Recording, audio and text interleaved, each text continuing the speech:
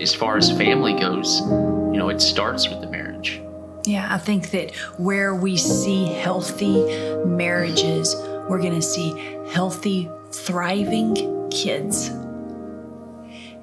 and thriving families. And I think that just trickles down to a healthy, thriving church. How did you feel the first time coming to ReEngage? We were nervous, especially after the large group meeting when we found out that we were going to have to share. I was scared to death, honestly. Nervous. He was the same. Initially, I felt nervous because you don't know what to expect when you're walking in. We started ReEngage because it was basically our last resort for our marriage.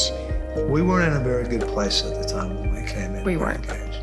When we started ReEngage, we were like two planes flying in the sky, just missing it, like entirely, which for planes is great, but for marriage, not so much. We just were missing each other.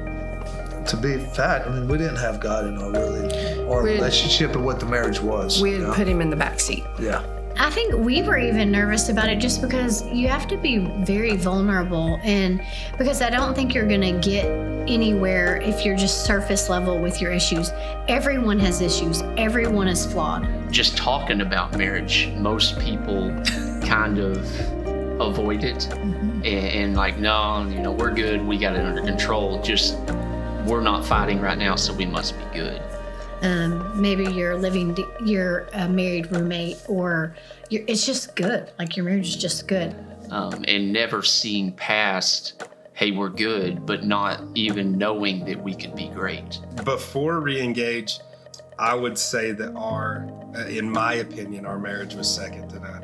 Really, after ReEngage and looking back, we grew a ton through the process, and we really tried to kind of lean into it. And I think that's part of why we got so much out of ReEngage. I think one of the cool things about me is what it does is it opens up a lot of doors to things that maybe for a long time you've just put down deep. ReEngage through the word has a way of bringing all that stuff out and being able to have conversations. First, so long in my life, that's how I lived. I wouldn't share. I'd always hold back a little bit because I didn't want to get cut down. Just don't be afraid of these people. You go and you get put into a group, and you're like, I don't have anything in common with any of these dudes. And then by the end of it, it's like I have everything in common with these dudes. To be able to just open up and to talk about the things we did,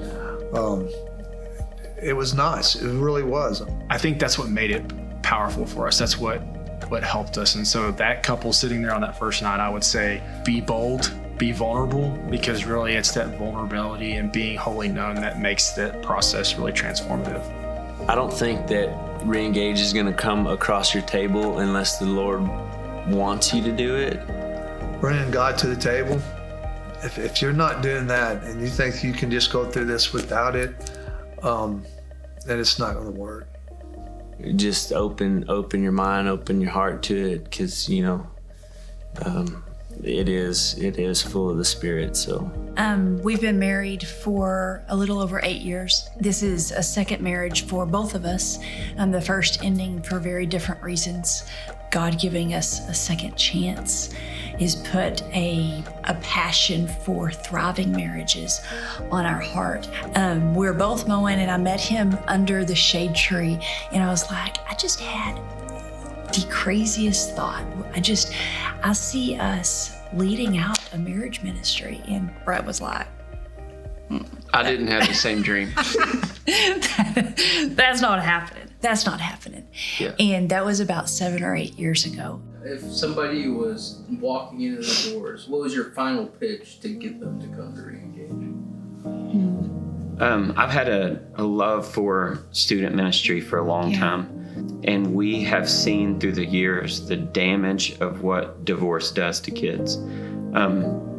To the point where it's gut-wrenching to hear the hurt and the heartache of some of these kids that are navigating their lives around the brokenness of what goes on at home. And so for me, And this marriage ministry isn't just for broken marriages. I hope that there's good marriages coming in and they're reconnecting and they're glorifying God in their marriage. But for those that think that there is no hope, if there is a sliver of hope left, I would just, I would beg you if I need to be a part of this ministry, because if you could sit in some of these circles with some of these kids and hear their heart for the brokenness that's going on in their homes, you would see why this ministry and why things like ReEngage are so incredibly important and special to my heart.